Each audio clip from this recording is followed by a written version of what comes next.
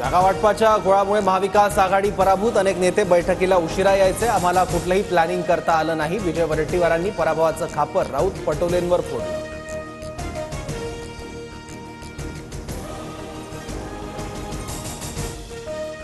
जास्त जागा जिंकून मुख्यमंत्री बनायचं होतं, मात्र त्यांच्याच सगळ्यात कमी जागा आल्यात। संजय राऊतांचा नाना पटोलेंवर निशाणा। विधानसभेनंतर मवियातील 3 पक्षात समन्वय राहिला नसल्याचंही भाष्य।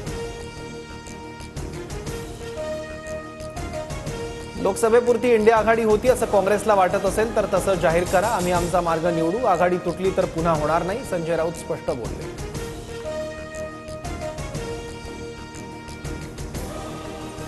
काँग्रेसची मोडलेली पाठ सरळ व्हायला तयार नाही। ठाकरे गट अजून झोपेतून जागा व्हायला तयार नाही। राष्ट्रवादीच्या बैठकीत राज्याच्या परिस्थितीवर बोलताना अमोल कोल्हेंचं भाष्य। कोल्हेंनी आम्हाला सल्ले देण्यापेक्षा स्वतःच्या पक्षाकडे जास्त लक्ष द्यावं। काँग्रेसवरील टीकेला वडेट्टीवारांचं प्रत्युत्तर। तर शिवसेना लढणारा पक्ष कधी झोपलो नाही, तुटलो नाही, विकले गेलो नाही, राऊतांनीही कोल्हेंना सुनावलं।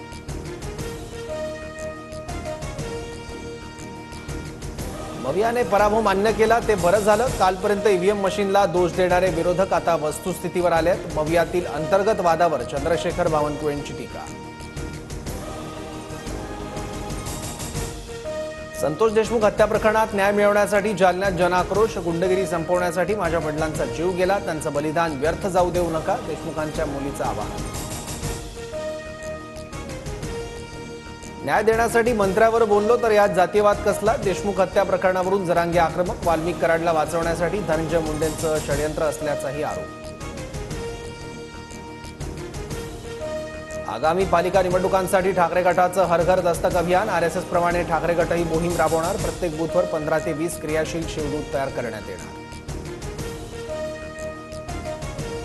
राज्यात आजपासून भाजपचं घर चलो अभियान। घरोघरी जाऊन सदस्य नोंदणी करणार। स्थानिक स्वराज्य संस्था निवडणुकीच्या अनुषंगानं 1.5 कोटी सदस्य बनवण्याचं भाजपचं उद्दिष्ट। अर्ध्या नागपूर शहराचा पाणीपुरवठा आज बंद राहणार। कन्हान जलशुद्धीकरणाच्या शटडाऊनमुळे सकाळी 10 ते शनिवारी दुपारी 4 पर्यंत पाणीपुरवठा बंद।